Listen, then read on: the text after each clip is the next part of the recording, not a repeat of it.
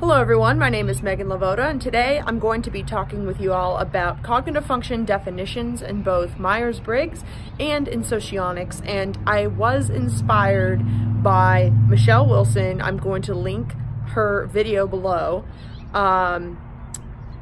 If you haven't already seen it, she's doing a series on the difference between the socionics definitions and the Myers-Briggs definitions. And I think that this is a very, very beneficial thing to take a look at.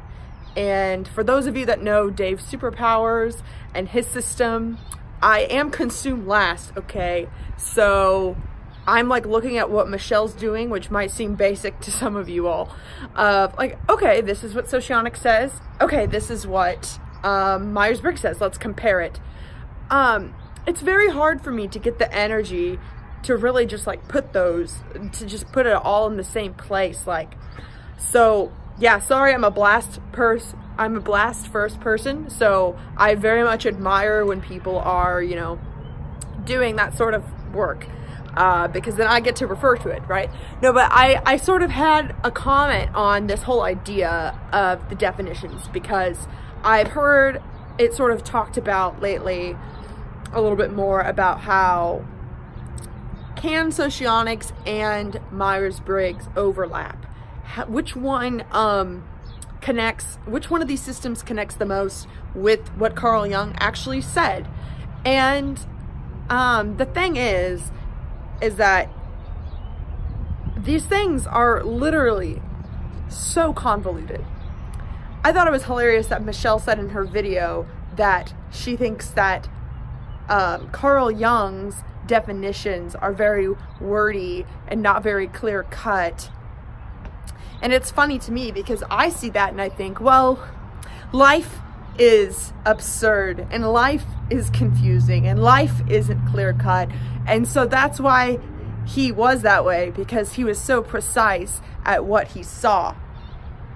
And I guess really the thing I would like to share in this video is just the whole idea that we all need to be keeping in mind, in my opinion, is how is your bias influencing your definition? So these definitions, for example, a TE Dom explaining what TE is, the words that they come up with and the way that they convey what TE is going to be completely different than the way an INFJ who has a TE blind spot or a TE polar is going to explain what TE is. And I think that socionics does a good job in the sense that it explains the functions and then it has slightly different descriptions based on how that function is in your stack. Like mobilizing SE, which is the same as tertiary, or I think they call it a personality hacker with the 10-year-old function, or mobilizing SE is different than dominant SE, and it works differently. But at the end of the day, it's still SE. It's just how are you using it? I think that even though socionics has done its part to try and define the functions differently based on where they are in the stack and having those different descriptions, I still think it's worth being said that whoever came up with socionics, I believe there's a lot of TI in that system compared to Myers-Briggs, which seems a little bit more TE heavy. The way that they write the descriptions show how they view those functions and how familiar they are with those functions. So, I mean, it would make sense. A lot of people agree that socionics in general is very TI. There's just so much there. It's not just are you extrovert, are you introvert? Are you a feeler, are you a thinker? They don't even really talk about anything in this sort of dichotomous way. It is very deep. And I think, you know, it's likely the work of someone with strong TI. And perhaps because of the way that TI and FE work together, perhaps that's why I personally relate to the EIE description a lot more than the ENFJ description, because whenever I read what FE is on the socionics page, I'm like, yes, that is me. And whenever I read what FE is from Myers-Briggs, I'm like, yeah, that's me. And I think it's important to realize that who described it? Who wrote that? What were their worries? What were their fears? What was their experience? You know, it reminds me, and I've made this sort of metaphor, I guess, before, but it reminds me of like when people are looking at religion and they're like, I don't know if I want to believe the Bible or the Quran or what. It's important to keep in mind who wrote that. Even if it is the word of God, somebody wrote it. Somebody projected their experience onto that. So sometimes FE is talked about as being, you know, actually, I don't know what to say about FE. Sometimes TE is talked about as being, you know, very logical and practical and like evidence-based, and sometimes TE is seen as being like a shortcut and sort of like pushing their opinions onto you or whatever. And I guess whenever I read anything, I always assume that whoever said the thing is influencing what the definition is. Their perspective is influencing what they said. That's just something I assume all the time. And if you're coming to me at my channel, I want you to assume that my experiences and me, the fact that I am an ENFJ, is going to influence the way that I talk about these functions. And I think that we would all be missing out if we just take the definition as is without considering how that very same thing can be interpreted in so many different ways. Because, you know, maybe SE could be described as being shallow, or maybe it's described as being pushy. And then maybe SE could be described as being realistic and a go-getter. It's like a go-getter and forceful. Those are pretty much describing the same thing from a different angle, from a different perspective. And you can tell based on the word how the person feels about what that is. And I think we all know that the Myers-Briggs in general has a major bias against censors. I personally believe that, and I hear that all the time. The way that people talk about censors in the Myers-Briggs is just pretty much that they care about physical things and they, you know, use their five senses, okay? And that is just very limiting, because we all use our five senses. Like, tell me more. Like, what do you mean by that, you know? And what I find ridiculous, and it just goes to show how many NE users are in the community and how many NE users have had their hand on what the definitions are and how that has influenced. We always hear about SE being shallow, but how often do we hear about NE being delusional? Never. If I were to say NE is delusional, that would be like, oh my gosh, you have a thing against NE, what's your problem? And you know, I'm not going to sit here and say that NE is delusional, but to me, if we're going to say that SE is shallow, then we're going to say that NE is delusional. You know, like, let's at least be a little bit fair here. Like, let's not make it that obvious that an NE user was the one writing all of the descriptions, making NE seem super imaginative and all of these things, and making SE seem like boring, you know? Because both of those things exist in reality, and it's important to address them both. And you know what? This reminds me sort of the idea that the winners write history or whatever. Like, our history books are influenced by the perspective of those who won or those who were in charge. And I just think that every time you're reading anything about, you know, the way that people work, you're reading a definition, like, why is that the definition? Like, that's the question I ask.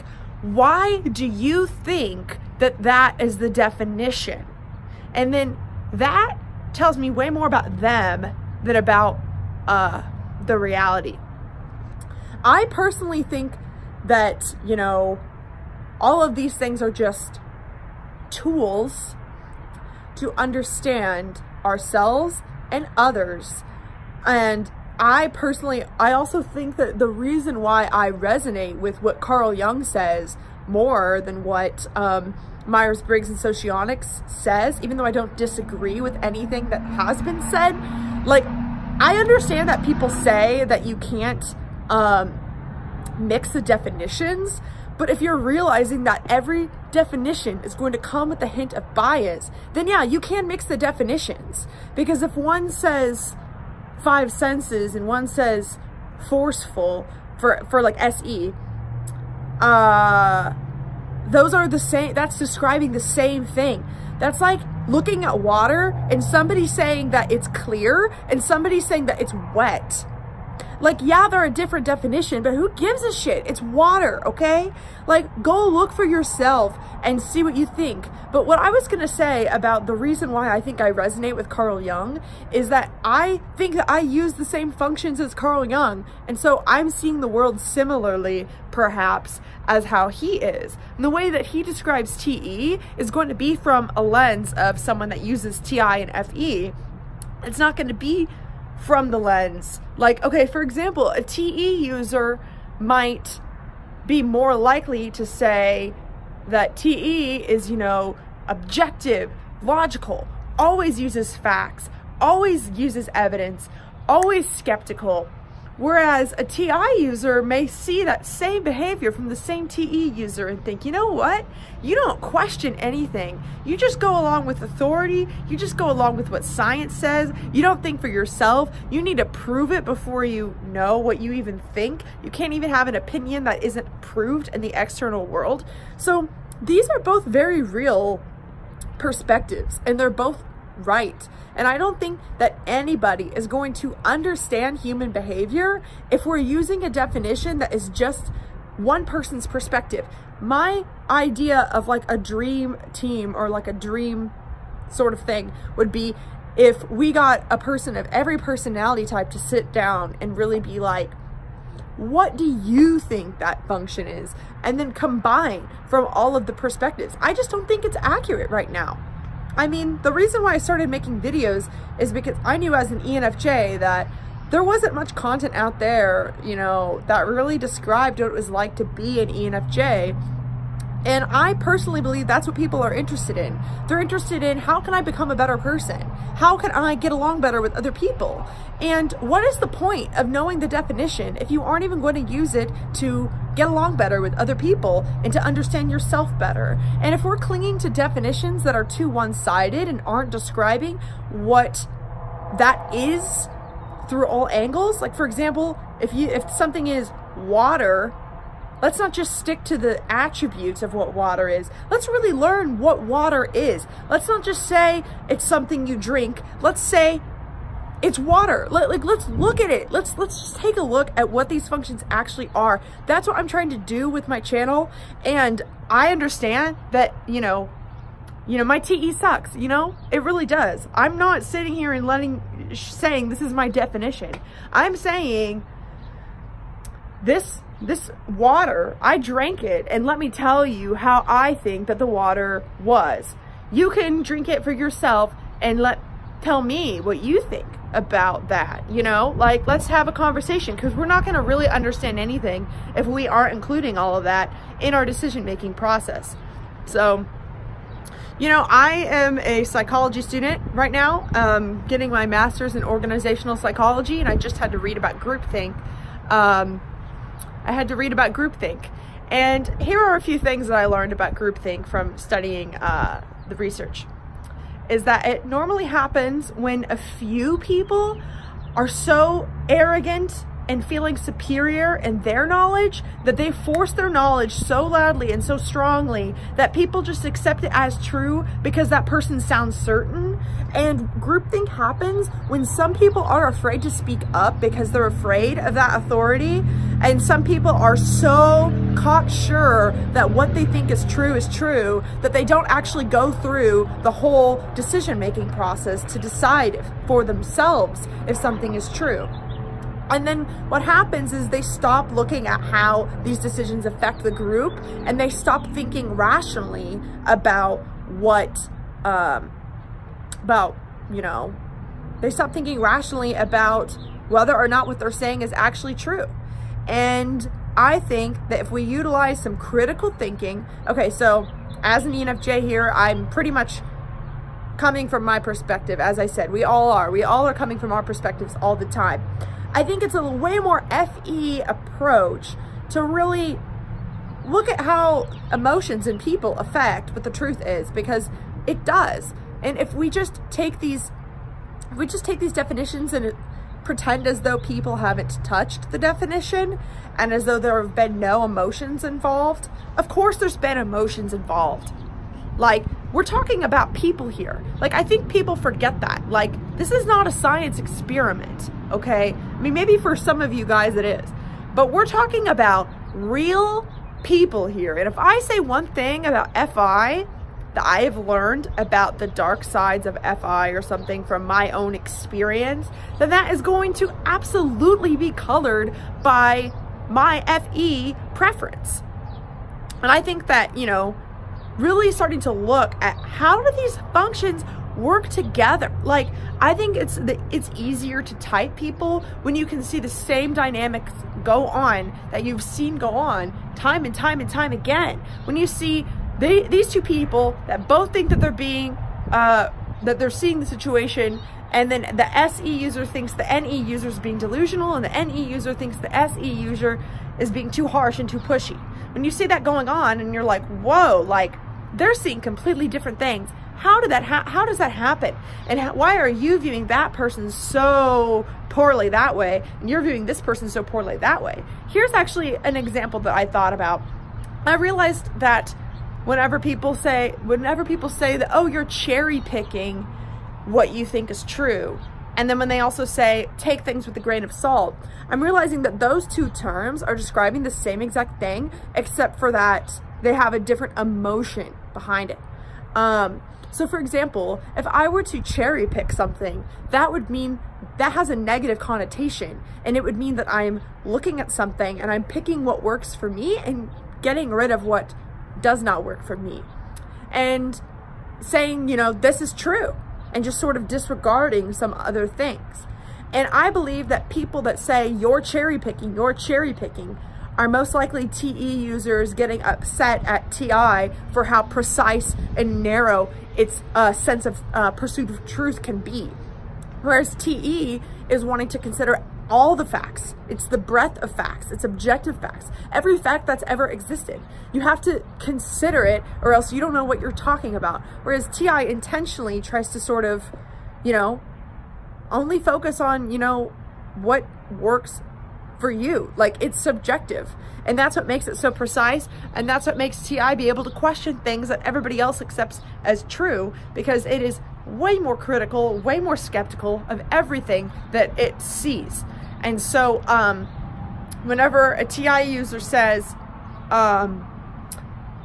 you know, whenever a TI user says, you know, take this with a grain of salt, they're pretty much asking you to cherry pick what they said. And so this is an example of how emotions really do impact what we're even saying. And, you know, I said yesterday in my video that if somebody says, I miss you, that might mean something completely different from an SI and an SE perspective. If you say, I miss you, perhaps the SI user is thinking about a time in the past, or a specific physical memory, a precise physical memory. Whereas an SE user would be more focused on everything, all of the sensory. Hi.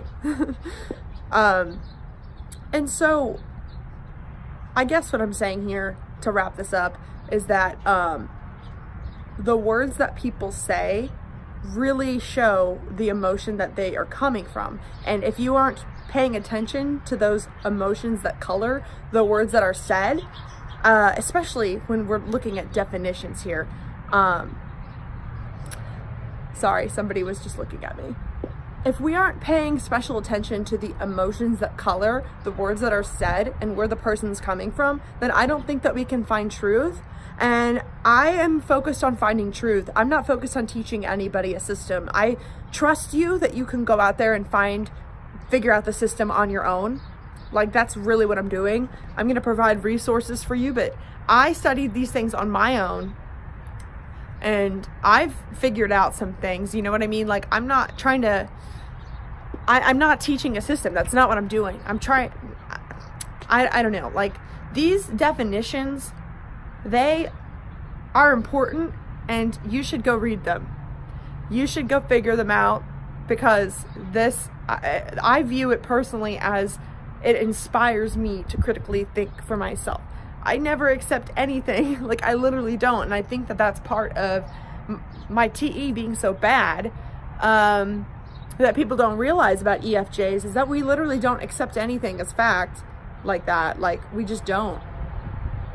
And a lot of people might think of FJs as being the type to just sort of go with what people say. I absolutely don't agree with that in regards to truth. If we're talking about what do you think is true, what should I believe? Yeah, I can be emotionally swayed, but as far as logically, I cannot be logically swayed. Like I really don't know how to be logically swayed. In fact, it makes me very stressed out when I can feel that everybody's thinking one thing and I'm not thinking that thing. And I spend a lot of time trying to at least consider other people's views, or why does everybody think that if I don't think that? And it can be very stressful, because I do want to be someone that considers all of the facts, but the truth is that I tend to just read the definition and then think for myself and think about, why did that person say that thing, and is that true?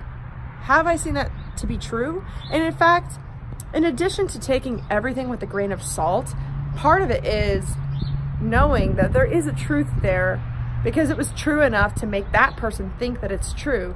But that doesn't mean it's an absolute truth. It's true enough to where it could be perceived as true by this person. So let's say we're saying that NE is delusional. Now, I would not put that if I was writing the definition. I would call NE imaginative. But why would people say that NE is delusional? That really shows that you can still grab a piece of truth from that. And I believe you can grab a piece of truth from pretty much everything that anybody says, because there's a reason why they reacted that way, right? Like, it's not like I just made it up out of thin air, especially if you're seeing that people are saying the same things over and over and over. Like, for example, when people say FE is people-pleasing, makes me wonder how much of FE is people-pleasing and how much of it is just you perceiving it as people-pleasing because you don't understand the function of how FE actually works in a human being. So if we can realize that these claims, no matter how not true they are, that they're still coming from a place of that somebody who said it thought that it was true, and try and get into their brain and figure out, why did you think that that was true? This is my approach to everything, and that's the approach that I, would recommend, and perhaps I'm just sharing in case you feel like wanting to think about things in this way. So yeah, I encourage you to seek out those definitions. I'm going to link Michelle's series below if you're interested in that. I'm sorry to just completely be a person that disregards science and definitions and all of those things. I mean, I'm an advocate for critical thinking. Like, part of this is just that I really don't care about TE because I can get the job done with my own functions. But, if you're a person that maybe you're an FP and you are working to develop more of your TE, like, perhaps my advice won't work for you, because this is all relative.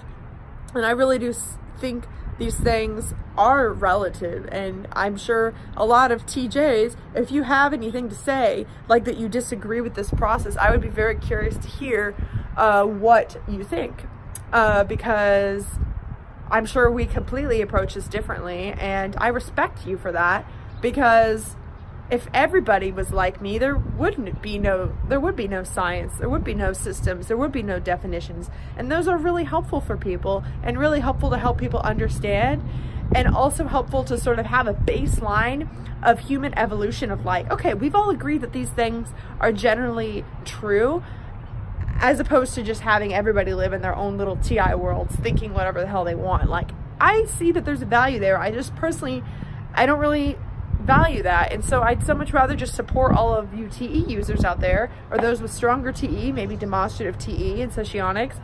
I support you. I just am not that. And so if you, I'm curious, like, I'm always curious about how the two functions that are opposite perceive each other. Like, if TE Dom perceives me as a certain way, then I'm gonna get some sort of truth out of what you said, and then I'm gonna learn a little bit more about how people work. So anyway, if you'd like to work with me, I have links below. I have a Facebook group you can join, and I have a Discord server that I'm an attendant on that you can join as well. And please subscribe. And if you have a question you'd like me to answer, comment below. I do Q&A videos every week. Thank you for watching. Have a wonderful day.